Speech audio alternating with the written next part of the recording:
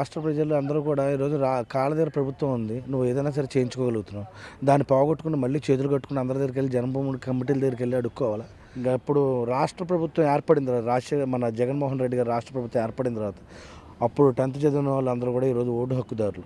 ఇప్పుడు ఎవరైతే ఉన్నారో పిల్లలందరూ కూడా వాళ్ళ తల్లిదండ్రులందరూ కూడా పిల్లల భవిష్యత్తుని రోడ్డు మీద పెట్టి ఓట్లేసి చంద్రబాబు నాయుడు గెలిపించుకోవాలని ఎవరు కూడా ఆలోచించట్లేదు. ఆంధ్రప్రదేశ్లో వైఎస్ఆర్సీపీ నటిస్తుందండి.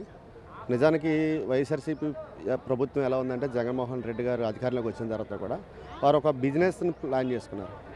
ఏంటంటే ఏదైతే ప్రభుత్వ పరంగా జరిగేటువంటి వ్యాపారాలు ఏవైతే ఉన్నాయో, ఉదాహరణకి మైనింగ్ కానీ, శాండ్ కానీ, లిక్కర్ కానీ, ల్యాండ్ కానీ, ఈ అంశాలని వారు బిజినెస్గా ప్లాన్ చేసుకుని ఆ బిజినెస్ ద్వారా వచ్చే ఆదాయం, అత్యధికమైన ఆదాయం నేరుగా వారి జేబుల్లోకి పోయే విధంగా, అంటే అదొక అద్భుతమైన, నిజంగా చెప్పాలంటే దేశంలో ఇటువంటి ఐడియా, ఇటువంటి ఆలోచన ఎవరికి ఉండదు. ఆ వైసీపీ జగన్మోహన్ రెడ్డి గారు అన్నాయిలుగా ఉన్న మినిస్టర్లు 3-4 ఎవరైతే ఉన్నారో వారు కాకుండా మిగతా ఉండేటువంటి వారు ఎవరికి కూడా కనీసం రేషన్ కార్డు ఇచ్చుకునేటువంటి అవకాశం కూడా వారికి లేదు. మరి ఇంత అద్భుతమైన ప్రభుత్వం మరి ప్రజలకు అవసరం లేదు. ఆంధ్రప్రదేశ్ నుంచి నేను చేశానంటే కేవలం ఒక రైతులకు ఇచ్చేటువంటి నెలకు 6,000 రూపాయలు, ఇంకో 7,000 రూపాయలు జత చేసి ఇచ్చింది తప్ప ఈ రాష్ట్రంలో ఇంకోటి ఏం లేదు. అసలు అతి వరస్ట్ అయిన ప్రభుత్వం ఈ రాష్ట్ర ప్రభుత్వం. ప్రజలు ఆల్రెడీ రిజెక్ట్ చేసేసారు, చేయడానికి ఇంకా ఆలోచన అయితే లేదు.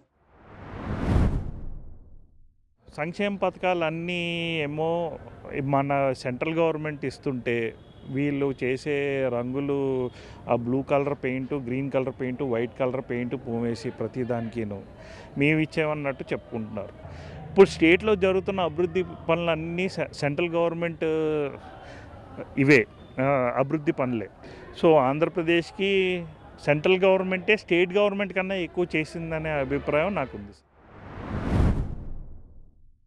మన గడిచిన 5 సంవత్సరాలుగా మన రాష్ట్ర ప్రభుత్వం చేసే పని ఏంటంటే కేవలం సంక్షేమం తప్ప అభివృద్ధి అనే దానికి శుభ్రంగా గాలికి వదిలేశారు.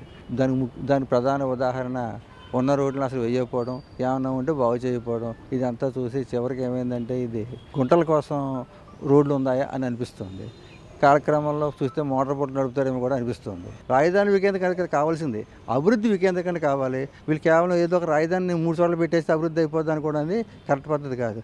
ఇంతసేపు ఇందులో అధికారంలో వీళ్ళని వాళ్ళు కొట్టుకోవడం, వాళ్ళ మీద వీళ్ళ మీద వాళ్ళు తప్పించి ఎవరో కూడా ఏ రకమైన అభివృద్ధి గురించి వీళ్ళు పట్టించుకోవటం లేదు. ఈ రకంగా చూస్తే త్వరలో పరిపాలన అనేది కుప్పకూలిపోవడం ఖాయంగా ఉంది. గత 5 సంవత్సరాలుగా ఆయన సీఎం అయిన కాడి నుంచి కూడా సంక్షేమ పథకాలు అంటూ ఏమీ లేవు.